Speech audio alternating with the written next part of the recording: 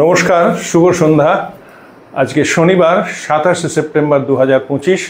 বাকচক্রের নতুন পথ চলা বিবেকানন্দ ঘরে ঘরের আজকে 229তম 229th সাপ্তাহিক ধারাবাহিক বক্তৃতামালায় আপনাদের সকলকে সাদর অভ্যর্থনা ও আমন্ত্রণ জানিয়ে আমাদের অনুষ্ঠান শুরু করছি।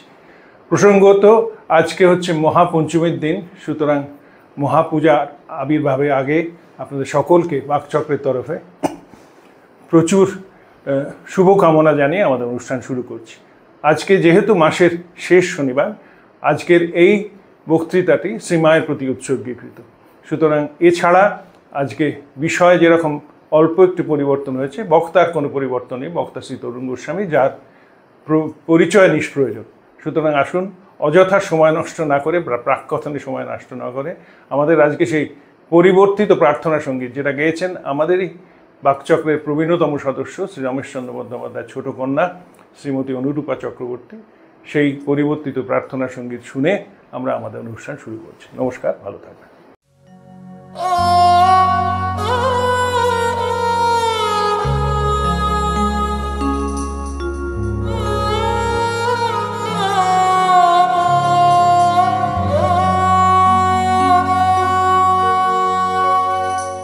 জীবন যখন শুকায়ে যায়, করুণা ধারায় এসো, সকল মাধুরী লুকায়ে যায়, গীত সুধারসে এসো।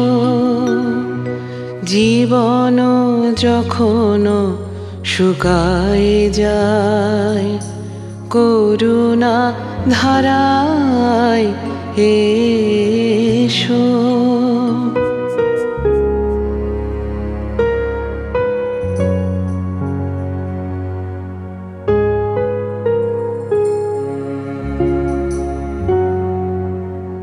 কর্ম যখন প্রবল আকার, গরজি উঠিয়া ঢাকে চারিধার। কর্ম যখন প্রবল আকার, গরজি উঠিয়া ঢাকে চারিধার। হৃদয় প্রান্তে হে জীবননাথ, শান্ত চরণে এসো। জীবন যখন শুকায়ে যায়, করুণা ধারায় এসো।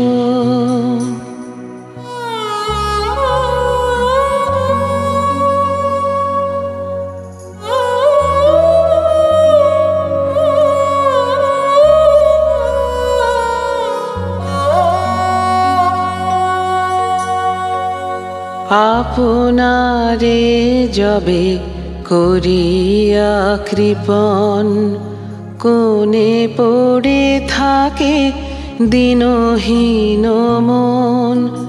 দুয়ার খুলিয়া হে উদারনাথ, রাজ সমারোহে এসো। বাসনা যখন বিপুল ধুলায়, অন্ধ করিয়া অবধি ভুলায়। বাসনা যখন বিপুল ধুলায়, অন্ধ করিয়া অবধি ভুলায়। ওহে পবিত্র, ওহে অনিদ্র, রুদ্র আলোকে এসো। জীবন যখন শুকায়ে যায়, করুণা ধারায় এসো।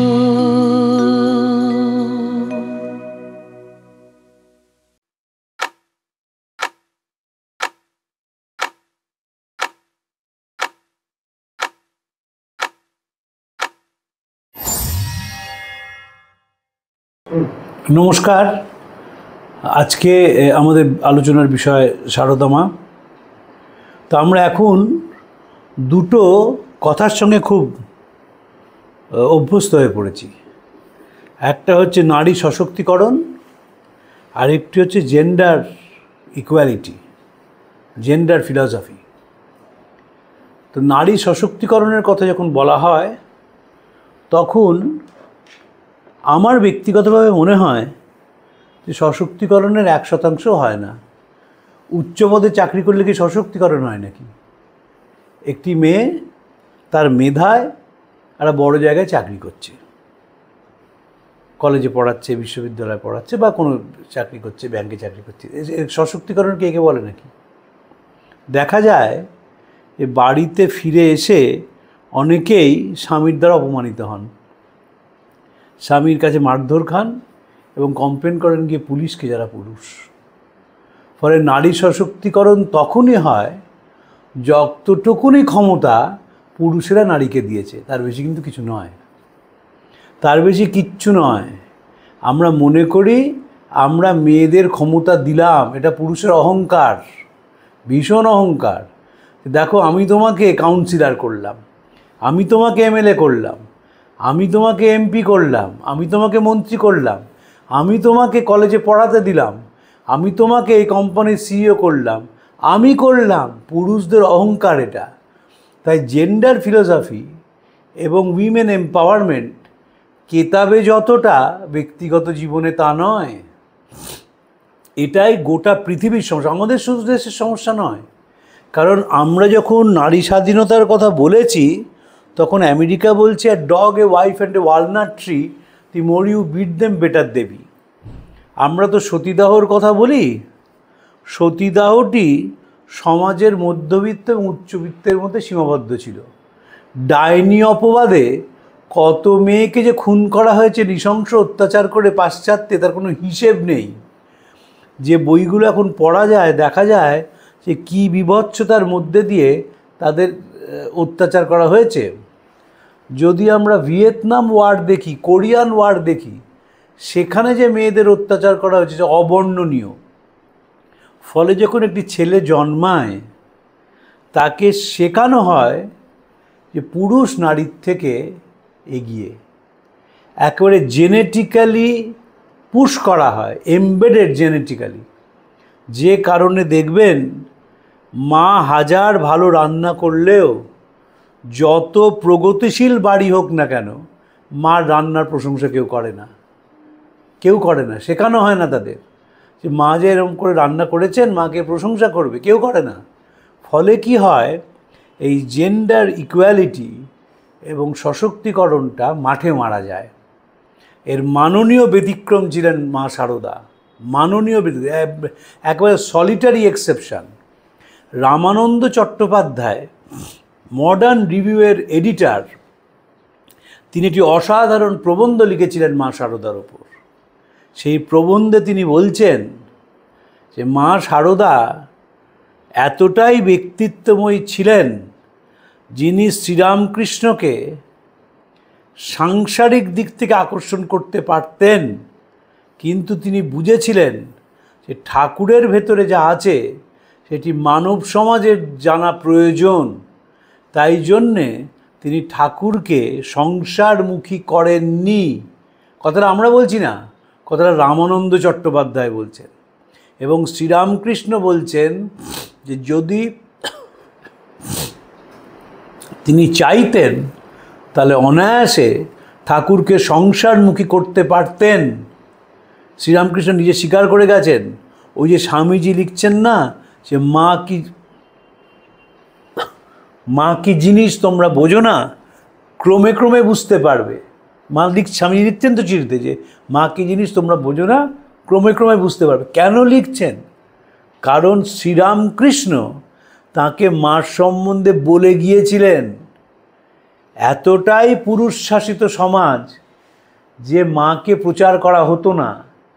স্বামী যোগানন্দজি স্বামীর সঙ্গে ছিলেন বাইরে, ফিরে আসার পর স্বামীজিকে বললেন যে দেখো, তোমাকে একটা কথা বলি, তুমি মাকে জনসমক্ষে এনো না, যোগানন্দজি সারদামার দীক্ষিত সন্তান ছিলেন। স্বামীজি বললেন, মন্ত্রী তুমি যা বলেছো আমি ঠিক বুঝতে পেরেছি, না না আমি জনসমক্ষে মাকে আনছি না। যোগানন্দজি বলেছিলেন, তাই জন্যে আমি মাকে কাউকে ছুঁয়ে প্রণাম করতে দিই না, যাতে তাদের মনের যে ভাব সেটা মার মধ্যে প্রবেশ না করে। স্বামীজি সেটি বুঝেছিলেন, তাই বলেছিলেন, এবং বলেছিলেন যে মা নিজেই নিজেকে সময় মতো প্রচার করবেন। এখন বহু কলেজে যখন জেন্ডার ইকুয়ালিটির কথা বলা হয় তখন সারদা মার কথা বলা হয়। তার কারণ সারদা মার নির্মল জীবন শুধুমাত্র জীবনে পবিত্র ছিল তা নয়, সেই জীবনটি ছিল ছকে বাঁধা। যেখানে দরকার তিনি রূঢ় হয়েছেন, যেভাবে দরকার তিনি সংঘটির পরিচালনা করেছেন, মানুষকে সেবা করেছেন। আটপৌরে জীবনের মধ্যে দিয়ে গিয়ে তিনি অনন্তকে স্পর্শ করেছেন। কয়েকদিন আগে আমি স্বামী আত্মপ্রিয়ানন্দজির একটি লেখা পড়ছিলাম। সারদা অনুদ্যান বলে একটি গ্রন্থ আছে, গ্রন্থটি স্বামী প্রভানন্দজি সম্পাদিত। সেখানে বহু সন্ন্যাসী মহারাজ লিখেছেন। স্বামী আত্মপ্রিয়ানন্দজি লিখেছেন, স্বামী প্রমেয়ানন্দজি লিখেছেন, স্বামী প্রভানন্দজি লিখেছেন, স্বামী পূর্ণানন্দজি লিখেছেন, স্বামী পূর্ণাত্মানন্দজি লিখেছেন, স্বামী বলভদ্রানন্দজি লিখেছেন ইত্যাদি। এবং স্বামী আত্মপ্রিয়ানন্দজি যেটি লিখছেন তার বিষয়বস্তু হচ্ছে উপনিষদের আলোকে শ্রীমা সারদা। আমাদের তুলনা করতে হচ্ছে যে সারদা মার সঙ্গে গীতার, যে গীতার এই কথা তিনি বলেছেন কীরকম করে তার জীবন মেলে। আত্মপ্রিয়ানন্দ লিখছেন উপনিষদে যা আছে তার সঙ্গে কীভাবে তার জীবন মেলে, কিন্তু কেউ একটি লাইন লেখে না যে সারদা মা ছিলেন সহজ সরল জীবনযাত্রার প্রতীক। কেউ লিখল না। আমি অবাক হয়ে গেলাম যে এতজন পণ্ডিত লিখেছেন, কারুর মাথায় হলো না যে হার ফিলসফি ওয়াজ সিম্পলিসিটি। এটি কথা আছে, it is so difficult to be simple and so simple to be difficult. মার জীবন হচ্ছে সারল্যের প্রতিমূর্তি। শ্রীরামকৃষ্ণ কি শেখালেন? শেখালেন এই সভ্যতায় যদি সরলতা না আসে সভ্যতাটি মাঠে মারা যাবে। কেন সভ্যতায় সরলতা আসে না?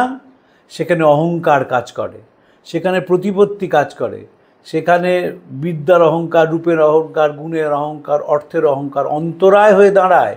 ফলে মানুষ সরল হতে পারে না। এবং আধুনিক সভ্যতাকে তাই তিনি সরল করার কথা বলছেন।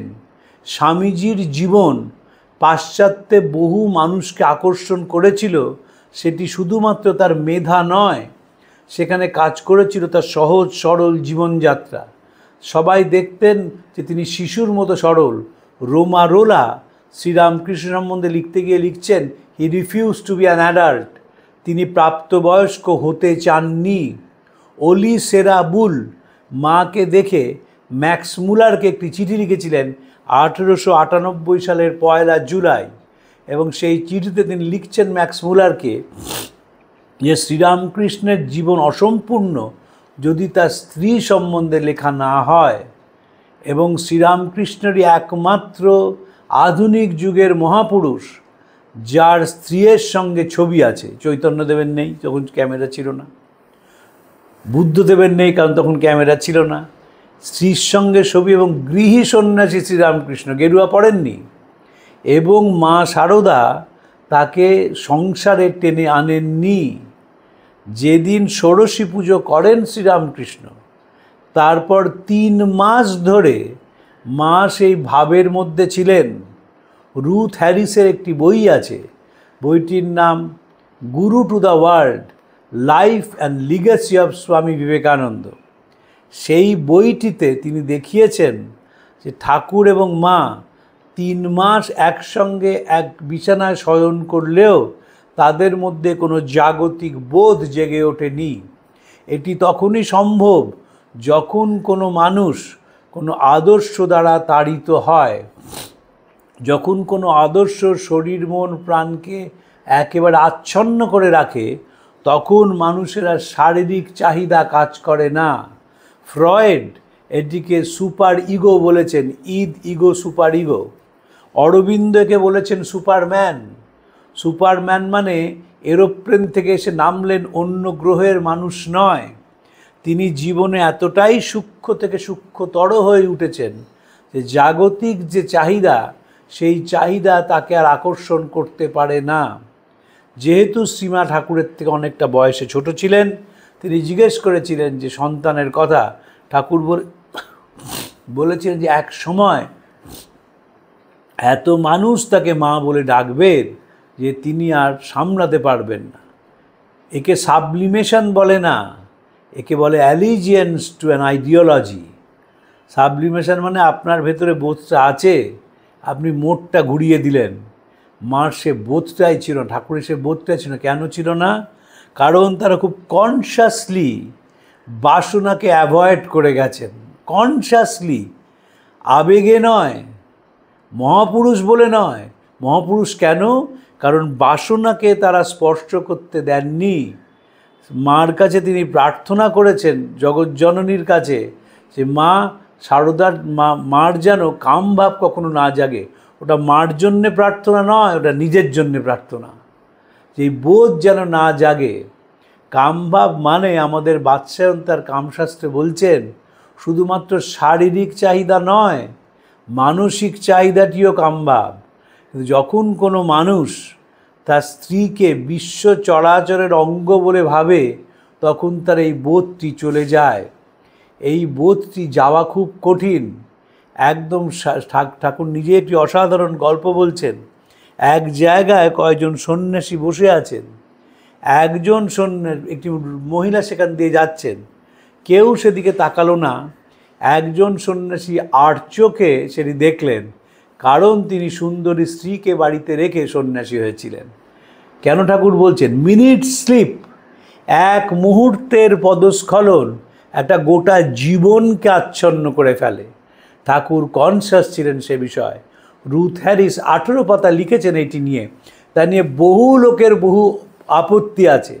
আমরা তো প্যানোরামিক পড়াশোনা করি না, প্রথম কথা পড়াশোনাই করি না, ভক্তরা পড়াশোনা আরও করে না। 99.99% ভক্ত পড়াশোনা করে না। ভরত মহারাজ বলতেন রামকৃষ্ণের চেলা প্রসাদ পাবার বেলা। কিন্তু যদি প্যানোরামিক পড়াশোনা করা যায়, আমি বহুবার বাকচক্রে বলেছি, আমি ব্যক্তিগত জীবনে বিশ্বাস করি যে ঠাকুর এবং মাকে সোশিওলজির সিলেবাসে ইনক্লুড করা উচিত। সোশিওলজি যে সমাজ বিজ্ঞান, সেই সমাজ বিজ্ঞানের এই দুজন হচ্ছে ব্যতিক্রম। যিনি নিজে আত্মসচেতন হয়ে অহংকারের মধ্যে দিয়ে আত্মসচেতনতা প্রকাশ করেন না, তিনি মহাপুরুষ। কেউ মহাপুরুষ হয়ে জন্মায় না। এই খোলে জন্মালে মানুষ সবসময় ভালো এবং খারাপ দুটো নিয়েই জন্মায়। যদি বলেন শরীরের অক্ষমতা, সেটা তো খারাপ। যার জ্বর হচ্ছে বারবার, যার ম্যালেরিয়া হচ্ছে, সেটা তো শরীর। ফলে রাসেল বলছেন man is a peculiar amalgam of Angel and devil. মানুষের মনের মধ্যে ভালো এবং খারাপ দুটোই আছে।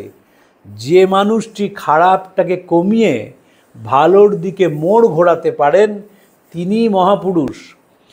অবতারের একটি সংজ্ঞা আছে, আমরা ভুলে যাই। অনুগ্রহায় ভক্তানাং মানুষিং তনুমাশ্রিতম ভজতে তাদৃশিক ক্রীড়া ইয়া শ্রুত্বা তৎপরভাবে। মানুষেরকে অনুগ্রহ করে তারা মানুষের দেহ ধারণ করেন। ভক্তদের অনুগ্রহ করে তারা মানুষের দেহ ধারণ করেন, মানুষের মতোই লীলা করেন, যাতে তাদের দেখে পরম পুরুষের ধারণা করা যায়। ঠাকুরের আমাশা হয়েছে, ঠাকুরের ম্যালেরিয়া হয়েছে, মার জ্বর হয়েছে, এমন ছিল না যে মার 3টে কিডনি, না, সাধারণ মানুষের যা থাকে মারও তাই। ব্যতিক্রমটা কোথায়? সাধারণ মানুষ আত্মসচেতন নয়, তাই জন্যে ছোট গণ্ডির মধ্যে আটকে রাখে। মা আত্মসচেতন ছিলেন বলে ছোট গণ্ডি থেকে বড় গণ্ডিতে গিয়ে পৌঁছতে পেরেছিলেন। এবং এই সারল্যের মধ্যে দিয়ে যেমন তিনি মানুষকে সেবা করেছেন, তেমন লোকশিক্ষা দিয়েছেন, আবার তেমন কঠিনতম সিদ্ধান্ত নিয়েছেন রামকৃষ্ণ মিশনের পক্ষে। এই কঠিন এটি খুব কঠিন। যদি তিনি অসূর্যম্পর্ষা নারী হতেন তিনি তো ঘোমটা দিয়ে থাকতেন। নন্দলাল বসু লিখেছেন যে যতবার মাকে দেখেছি উদ্বোধনের বাড়িতে দেখেছি তিনি পা ছড়িয়ে বসে আছেন, ঘোমটা দেওয়া, কখনো তার ঘোমটা তোলা মুখ দেখিনি। নন্দলাল বসুর অসাধারণ লেখা আছে, চমৎকার লেখা আছে সোহরাব মোদি শারদামণির কাছে দীক্ষা নিয়েছিলেন। তিনি এসেছিলেন বম্বে থেকে মার কথা শুনে। তখনকার যুগ আর এখনকার যুগ কিন্তু এক নয়। এখনকার যুগ কেমন? স্বামীজি তার বর্তমান ভারত গ্রন্থে বলছেন, পুরোহিতরা যে রাজাকে বড় বলে আমাদের মন সেদিকে চলে যায়। অপূর্ব কথা স্বামীজির, অপূর্ব কথা, যে পুরোহিতরা যে রাজাকে বলে ইনি প্রজাবৎসল, আমাদের মন তাকে শ্রদ্ধা করতে চলে যায়। শারদামার তার কোনো স্কোপ ছিল না, তখন তো মিডিয়া তো পাওয়ারফুল নয়, কতটুকুনি শারদামা সম্বন্ধে বলা হয়েছে। কিন্তু সোহরাব মোদি এসেছিলেন, মার সেদিন শরীর ভালো নয়, জ্বর, এই অবস্থায় উদ্বোধনের বাড়িতে তিনি তাকে দীক্ষা দিয়েছিলেন। সেই দীক্ষা নেওয়ার পর যখন সোহরাব মোদি বম্বে ফিরে যাচ্ছেন, তিনি মাকে প্রণাম করে ওই ভাঙা ভাঙা বাংলা শিখেছিলেন, যাই আসি ইত্যাদি। তো তিনি বলছেন যাই, মা তাকে বলছেন বাবা বলবে এসো। যদি কখনো পারেন ইউটিউবে একটি দিলীপ কুমারের বক্তৃতা আছে সোহরাব মোদির ওপর, সেই দিলীপ কুমারের বক্তৃতায় সেখানে অনেকখানি তিনি মার কথা বলেছেন, যিনি সোহরাব মোদির কাছ থেকে তিনি শুনেছিলেন। যদি কখনো ইউটিউব শোনার ইচ্ছে হয়, ভগবান রজনীশের একটি অসাধারণ অ্যানালিসিস আছে মার, সেটা শুনবেন। ভগবান রজনীশ মহাপণ্ডিত লোক ছিলেন, আমরা তার আর্ধেকটা জেনে তার সমালোচনা করি আর আর্ধেকটা জানি না। তাঁর ঠাকুর এবং মার অসাধারণ অ্যানালিসিস আছে, সেটি শুনবেন। এবং সেখানে তিনি মাকে কি বলছেন, যে শুধু ভারতবর্ষ নয়, গোটা পৃথিবীতে একমাত্র নারী তিনি, যিনি স্বামী চলে যাওয়ার পর কারুর কাছে হাত পাতলেন না। এই তো সশক্তিকরণ। কিভাবে তিনি সে দিনগুলো কাটিয়েছেন কেউ খবর রাখেনি, কেউ খবরেন কোনো জীবনীতে নেই।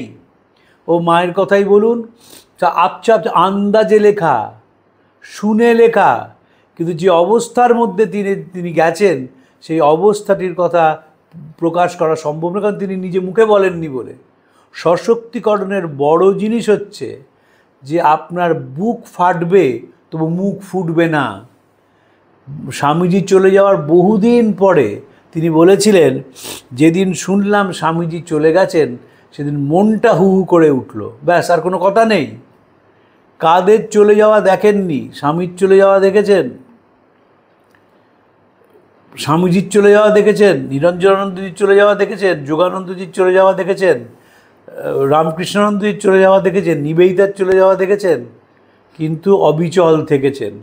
একটি অসাধারণ মা কথা বলেছিলেন যে গুরুর প্রতি, যিনি আধ্যাত্মিক গুরু, তার প্রতি আনুগত্য থাকবে, সেটি স্বাভাবিক। এর পরের কথাটি যেটি বললেন সেটি দাগ দিয়ে ভেতরে লেখা উচিত। কিন্তু সংসার জীবন চালাতে গুরুর কথা যে সবসময় মানতে হবে তা নয়। তার তো গুরু স্বামী। যখন আধ্যাত্মিকভাবে কেউ গুরুকে সিলেক্ট করেছে, যখন আধ্যাত্মিক জীবন যাপন করছেন, তখন গুরুকে ইষ্টজ্ঞানে মানতে হবে। কিন্তু সংসার জীবন যখন চালাচ্ছি তখন গুরুকে অন্যতা করলেও ক্ষতি নেই। কেন মা বলছেন এটা? তিনি নিজের জীবনে দেখেছিলেন। এই যে বসুমতী মা, উপেন্দ্রনাথ মুখোপাধ্যায়ের স্ত্রী, তার গায়ের রং কালো ছিল বলে তাকে তো ঠাকুর নাম দিয়েছেন ভবতারিণী। যখন উপেন্দ্রনাথ মুখার্জির সঙ্গে তার বিয়ে হয়, উপেন্দ্রনাথ মুখার্জি ফর্সা ছিলেন, বসুমতীর প্রতিষ্ঠাতা।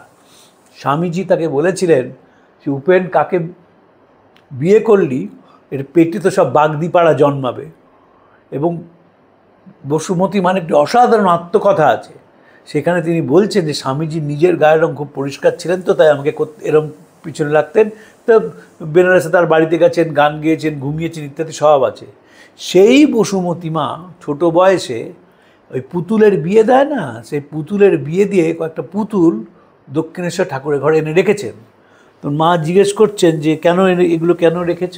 তো বলছে তাই বিয়ে হয়ে গেছে কালকে শ্বশুর বাড়িতে চলে যাবে। মা শুনে সঙ্গে সঙ্গে প্রতিবাদ করে বলেছেন লাটু মহারাজ যেগুলো সব গঙ্গায় ফেলে দেওয়া হয়। এবার ছোটো মেয়ে তো, পুতুল ফেলে দেওয়া মানে প্রাণ বেরিয়ে যাওয়া, হাউ হাউ করে কাঁদছে এবং শ্রীরামকৃষ্ণ ওই বাচ্চাটির ওই ডিফেন্ড করছেন যে না এরকম ফেলো না, ঠিক আছে ও আর এরকম খেলবে না। তখন বলছেন না, বড় হোক তখন শিখবে, এখন পাকা পাকা খেলা নয়। এই বলে লাটু মহারাজকে ফেলে দিলে। এইগুলো কিন্তু আমরা বলি না যখন আমরা, কারণ আমরা পড়ি না, তো মার জীবন পড়ি না, সব বাজে কথা। ও 4টে বই পড়ে নিয়ে গিয়ে বক্তৃতার মাধ্যমে আত্মপ্রচার। এইটি হচ্ছে এটা হচ্ছে জানানো উচিত যে পুতুল খেলা যে কোনো মেয়ের, ওটা হচ্ছে ডমিনেন্স। আমি বহু জেন্ডার ফিলসফির বই পড়ি, সেখানে বলছে বাচ্চাকে তুমি কি করে শেখাবে, তুমি ইনফিরিয়ার টু মেন, ওকে যখন তুমি বল দিচ্ছ একে তুমি পুতুল দাও। এবং আমাদের দেশে নয়, আমেরিকা, ইউরোপ, চায়না, জাপান যেগুলো অ্যাডভান্স কান্ট্রি, সেখানেও নানা রকম পুতুল খেলা বাচ্চাদের দেওয়া হয় আর ছেলেটিকে বল সাইকেল দেওয়া হয়। It's a tragedy. এবং ছোটোবেলা থেকে তাকে শেখা শুরু করানো হয় সে হচ্ছে সেকেন্ড সেক্স। সিমন ডিউয়ার অসাধারণ বই আছে এর ওপর, সেকেন্ড সেক্স, চমৎকার বই। কিন্তু সময় প্রমাণ করেছে যে ছেলেদের মাসলের থেকে মেয়েদের মাসলের অনেক জোর বেশি, কারণ তারা 10 মাস সন্তান গর্ভে ধারণ করে। এবং ছেলেদের যে মাসকুল দেখেন যে বডি বিল্ডিংয়ে বিরাট চেহারা, ওটা টেস্টোস্টেরন ইঞ্জেকশন নিয়ে, ওর সঙ্গে গায়ের জোরের কোনো সম্পর্ক নেই। ওটা একটা আর্টিফিশিয়াল মেথডে মাসেলগুলোকে স্টিমুলেট করা হয়, তাই জন্যে মাসেলগুলো অত বড় আকার নেয়। কিন্তু নারীর যে ভেতর থেকে শক্তি, সেই শক্তি একটি পুরুষের থেকে অনেক বেশি, যে কারণে ঋষি নারীকে বলেছিলেন প্রকৃতি। কেন প্রকৃতি বলেছিলেন? প্রকৃতির মধ্যে একটা অনন্ত শক্তি থাকে। শক্তিটা কি? বীজকে অঙ্কুরিত করার শক্তি। সাংঘাতিক জিনিস, আমরা ভাবি না তাই। বীজকে অঙ্কুরিত করার শক্তি একটি প্রকৃতির থাকে, নারীর মধ্যেও তাই। যে কারণে সাধক কবি নারীর বর্ণনা করতে গিয়ে লিখছেন, যে গানটি স্বামীজি খুব গাইতেন, ঠাকুরও গাইতেন, মাও শুনেছে এ গান, কিন্তু এ গানটি এখন আর বেশি শ্যামাসঙ্গীতে শোনা যায় না। কখনো কি রঙ্গে থাকো মা শ্যামা সুধা তরঙ্গিনী, তুমি রঙ্গে ভঙ্গে অনঙ্গে অপাঙ্গে ভঙ্গ দাও জননী, লম্ফে ঝম্পে কম্পে ধরা অসি ধরা করালিনী, তুমি ত্রিগুণা ত্রিপুরা তারা ভয়ঙ্করী, কখনো কালো কামিনী, সাধকের বাঞ্ছা পূর্ণ করমা নানা রূপধারিণী, কখনো কমলের কমলে নাচমা পূর্ণ ব্রহ্ম সনাতনী। কমলাকান্ত চক্রবর্তীর লেখা। এই যে কলকাতা কোন ইন্টারমিডিয়েট ট্রেন, এটা প্রকৃতির খেলা। তাই জন্য লম্ফে ঝম্পে কম্পে ধরা অসি ধরা করালিনী। আপনি বাড়ি থেকে বেরোলেন, বুঝতেই পারলেন রাস্তায় এমন ঝপঝপ করে বৃষ্টি পড়লো যে গাড়ি জলে আটকে গেল, ওই প্রকৃতি। কিন্তু সে আবার কি সাধকের বাঞ্ছা পূর্ণ কনমা রানারূপধারিণী, কখনো কমলের কমলে নাচমা পূর্ণ ব্রহ্ম সনাতনী। শারদমা সেই রকম একটি মানুষ ছিলেন, তার এমন কোনো একটা সিস্টেম ছিল, যেই সিস্টেমে বেলুড় মঠ কীভাবে চলছে তিনি তার ইঞ্চি ইঞ্চি খবর রাখতেন। আমার দুর্ভাগ্য যে বলভদ্রানন্দ যখন খুব ব্যস্ত হয়ে পড়েছেন, তাকে পাওয়া যায় না। প্রভানন্দজির শরীর চলে গেছে, ফলে তৃতীয় কোনো ব্যক্তির সঙ্গে সোশিওলজিক্যাল অ্যানালিসিস করা যায় না। আর আমার আরও যন্ত্রণা যে প্রবুদ্ধ প্রাণা মাতাজি এখানে থাকেন না, বেদান্ত প্রাণা এবং সদাত্ম প্রাণা মাতাজি দুজনেই শরীর রেখেছেন। এদের সঙ্গে আলোচনাগুলো খুব আনন্দের হতো। এরা প্রগাঢ় পণ্ডিত ছিলেন, যখন আলোচনা করতেন তার মধ্যে একটা নতুন ফ্ল্যাশেস পাওয়া যেত। শারদামার নিজের সিস্টেমে বেলুড় মঠ চালাতেন। এবং মনে রাখতে হবে যে যখন পুলিশ রামকৃষ্ণ মিশনের ওপর নজরদারি করছে, ঠাকুর এবং স্বামীজির তিথি পুজোয় তারা প্লেন ক্লোজ পুলিশ পাঠাচ্ছে, তখন একের পর এক বিপ্লবী রামকৃষ্ণ মঠে এসেছেন। এবং যদি স্বামী ব্রহ্মানন্দ দরজা বন্ধ করে দিতেন, তাহলে আর এরা কোনো দিন সঙ্গে যোগ দিতে পারতেন না। মা শারদা তাদের সঙ্গে যোগ দেওয়ার ব্যবস্থা করেন এবং বলেন, দেখো বাবা, হয় আমরা একসঙ্গে ডুববো, নয় একসঙ্গে ভাসবো। লর্ড ব্রাইস, বিখ্যাত পলিটিক্যাল সায়েন্টিস্ট, তিনি এটির ইংরেজিতে বলছেন either we float together or sink together. ডেমোক্রেসির এটা হচ্ছে বেসিক প্রিন্সিপল। তো সারদা মা সারল্য দিয়ে বিচার করেছেন বলে তার এতটুকু ভুল হয়নি। শ্রী ভগবান যখন গীতায় বলছেন ক্রোধাৎ ভবতি সম্মোহ, সম্মোহাৎ স্মৃতিবিভ্রম, স্মৃতিভ্রংসাৎ বুদ্ধিনাশ, বুদ্ধিনাশাৎ প্রণশ্যতি। এ ক্রোধ মানে অ্যাঙ্গার নয়, এ ক্রোধ মানে অহংকার, এ ক্রোধ মানে নির্বুদ্ধিতা, এ ক্রোধ মানে আবেগ, যেটি একটি মানুষকে আচ্ছন্ন করে ফেলে। সারদা মা প্রত্যেকটি স্তরে বিশ্লেষণ করেছেন, প্রত্যেকটি স্তরে। কিন্তু ওই গোস্বামী তুলসীদাসের কথার মতন তিনি জীবনযাপন করেছেন। সবসে বসিয়ে সবসে রসিয়ে সবকা লিজিয়ে নাম, হাজি হাজি কাটতে রায়ে बैठा अपना ঠাম। নিজেরটিকে ঠিক রেখে তিনি সব করেছেন। সে নিজেরটা ঠিকটা কি, এক সেকেন্ডের জন্যে যেন কখনো বাসনা মনের মধ্যে না আসে এবং যেন কখনো সারল্য চলে না যায়।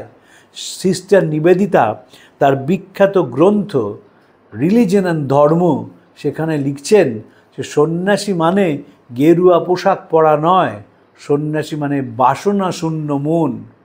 এই বাসনা শূন্য মন হওয়া খুব কঠিন।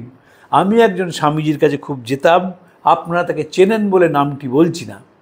তিনি মুখে বাসনা শূন্যের কথা বলতেন। আমরা যখন বেশ পাঁঠার মাংস খাচ্ছি, তিনি এক টুকরো খেতেন, বলতেন আমার পাঁঠার মাংস খাওয়ার কোনো ইন্টারেস্ট নেই। তো আমি তার সঙ্গে লেগে থাকতাম এটুলি পোকার মতন। আমি তাকে চিনতাম, দিনে দেখেছি, রাতে দেখেছি, একসঙ্গে ঘুমিয়েছি ইত্যাদি। তো একবার বিদেশ থেকে তখন সবে এই ক্যাসিও ঘড়ি বেরিয়েছে, ওয়ার্ল্ড টাইমার, সারা পৃথিবীর সময় দেয় একটা ঘড়ি, মানে দেখতেই অন্যরকম। সেই বিদেশে একজন ক্যাসিও ঘড়ি নিয়ে এসছেন। সেই ক্যাসিও ঘড়িটা তিনি তাকে হাতে পরিয়ে দিয়েছে। এবার তিনি নিজে ঘড়িটা থেকে বুঝতে পারছেন না, কারণ ঘড়িটা অ্যান্টি ক্লকওয়াইজ চলে। আমরা তো ঘড়ি দেখি ক্লকওয়াইজ, অ্যান্টি ক্লকওয়াইজ, মানে ওপরে 6 নিচে 12, এদিকে 3 এদিকে 9। সাংঘাতিক ব্যাপার। মানে আপনি যদি উল্টো ঘড়ি পড়া দেখেন, খুব দাম, উল্টো ঘড়ি সবচেয়ে দাম, সে পাগল হয়ে যেতে হয়। আমি তখন তাকে বললাম এটা দরকার নেই, আমি বোতামটা টিপে দিচ্ছি, এটা আপনাকে সংখ্যায় সময় বলবো, 12টা 5 বারে 12.05, আপনি বুঝে যাবেন। এই লোকটিকে আমি অবাক হয়ে দেখেছিলাম। বহুদিন আগে একজন একটি বক্তৃতার পর তারা গরম খুব দামি শাল গায়ে দিয়েছিলেন। তো তিনি যখন বেরোলেন, একটি ভিখারি বললেন তোমার শালটা আমাকে দেবে, বড় ঠান্ডা লাগছে। উইদাউট এনি হেজিটেশন, এক সেকেন্ড না ভেবে তিনি শালটা গায়ে পরিয়ে দিয়েছিলেন। বাসনামুক্ত মন। সেই লোকটি ঘড়িটার প্রেমে পড়ে গেলেন, ঘড়িটার হাতে খুলছেন না, আমাকেও খুলে দিচ্ছেন, আমি দিন না একটু হাতে পড়বো ঘড়িটা, বলো না থাক, হাতে থাক। ওই বারবার ঘড়িটাকে দেখছেন, কটা বাজে, 12টা 5 না 12টা 7 না 12টা 9 না 12টা 10। এই বাসনায় মন আটকে গেল। এই ক্রোধাৎ ভবতি সম্মোহ, ঘড়িটাই দেখবেন সম্মোহন করে রইল, এবং ঘড়িটার প্রতি পুরো মনটা ঘড়িতে। আমি ব্র্যান্ডের জামা কাপড় পরার খুব বিরুদ্ধে একটাই কারণে, যে ওই ব্র্যান্ডে মনটা চলে যায়। আপনি কি কিনলেন সেটা বড় কথা নয়, ব্র্যান্ডে মনটা চলে গেল। তাই জন্য বাসনামুক্ত মন, নিবেদিতা লিখছেন, সেই বাসনামুক্ত মনের ক্লাসিক এক্সাম্পল ছিলেন মা। তাই মাই মাস্টার্সের সহিম গ্রন্থে মা সম্বন্ধে নিবেদিতা লিখছেন, তিনি কি প্রাচীন ভারতের শেষ প্রতিনিধি না নতুন ভারতের প্রথম প্রতিনিধি। অসাধারণ কথা নিবেদিতার একটি, যে is she the last of an old generation or the first of a new generation. এবং সেইখানে স্বামীজির কথা স্মরণ করতে হয়। Mother Shri Sarada has been born to revive that wonderful Shakti in India. Making her the nucleus, the Gargis and Maitreys will be born in this world. See how grand is the power of Shakti. বলছেন making her the nucleus, তাকে ঘিরেই গার্গী এবং মৈত্রেয়ীরা আবার জন্মাবে। দেখো মার কি অসীম ক্ষমতা। বাস্তবিক 1902 থেকে 1920, এই 18টি বছর যখন বঙ্গভঙ্গ আন্দোলন হয়েছে, যখন ধরপাকড় হয়েছে, যখন স্বামীজি চলে গেছেন, যখন রাজধানী কলকাতা থেকে দিল্লি স্থানান্তরিত হয়েছে, যখন প্রথম বিশ্ব মহাযুদ্ধ হয়েছে, তিনি নিষ্কম্প প্রদীপের মতন রামকৃষ্ণ ভাব আন্দোলনকে প্রেরণা জুগিয়েছেন, অনুপ্রাণিত করেছেন এবং এই আন্দোলনটির পথ দেখিয়েছেন। শত বিপদের মধ্যেও এই রামকৃষ্ণ ভাব আন্দোলন তার আদর্শ থেকে সরে যায়নি। স্বামী ব্রহ্মানন্দ, স্বামী শারদানন্দ সবাইকেই মা কিভাবে সংঘটি চালাতে হবে সেই কথা বলেছেন।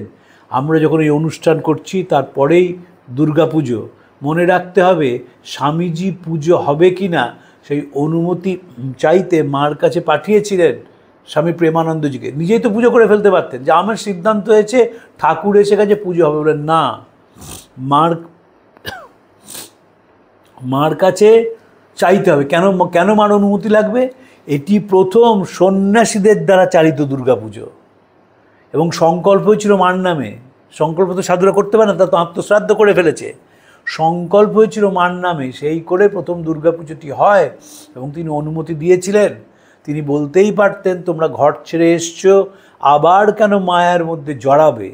যেহেতু তার প্র্যাকটিক্যাল উইজডম ছিল, ওই পুজোর মধ্যে দিয়ে সমাজের সঙ্গে সন্ন্যাসীর একটা যোগসূত্র তৈরি হলো। বেলুড় গ্রামের মানুষেরা এলেন, শারদামা নিজেও পুজোয় গিয়েছিলেন, সবাই মিলেমিশে আনন্দ করলেন এবং সাধারণ মানুষের এই নতুন সন্ন্যাসীদের সঙ্গে একটা আত্মীয়তা তৈরি হলো। যে সন্ন্যাসীরা জটা জুটোধারী নন, যে সন্ন্যাসীরা রোজ দাড়ি কামান, যে সন্ন্যাসীরা আধুনিক, বিদেশে যান, অথচ ভারতবর্ষের যে বৈদিক দর্শন তার প্রতি আনুগত্যে অবিচল, এই যে মানুষের সঙ্গে সাধুদের যোগ সেটি মা ঘটিয়ে দিয়েছিলেন। তাই এই পুজোর একটা সাংঘাতিক গুরুত্ব আছে।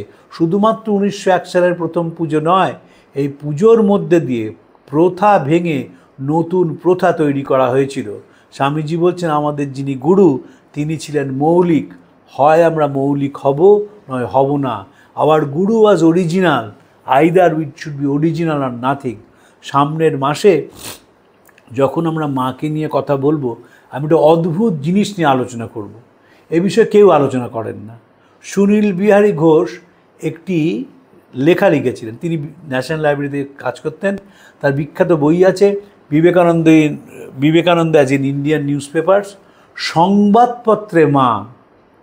এইটি সুনীল বিহারী ঘোষ লিখেছিলেন। তিনি সুনীল গঙ্গোপাধ্যায়ের মার জন্মের ১৫০ যে বড় লেখা সেটি দেশ পত্রিকায় পড়তে পারি, তার আগেই সুনীলদা ক্যান্সারে মারা গিয়েছিলেন। কিন্তু অপূর্ব লেখা, যে তখনকার দিনের খবরের কাগজগুলো, মহিলা যে ম্যাগাজিনগুলো বেরোতো, সেইখানে সারদা মাকে নিয়ে কী লেখা হয়েছে। আগামী দিনে সেইটি নিয়ে আলোচনা করব। আপনাদের সবাইকে নমস্কার জানিয়ে আজকে শেষ করছি। সবাইকে পুজোর শুভেচ্ছা জানাচ্ছি। আপনারা ভালো থাকবেন এবং মাকে নিয়ে জীবন কাটাবেন। প্রাণারাম প্রাণারাম প্রাণারাম।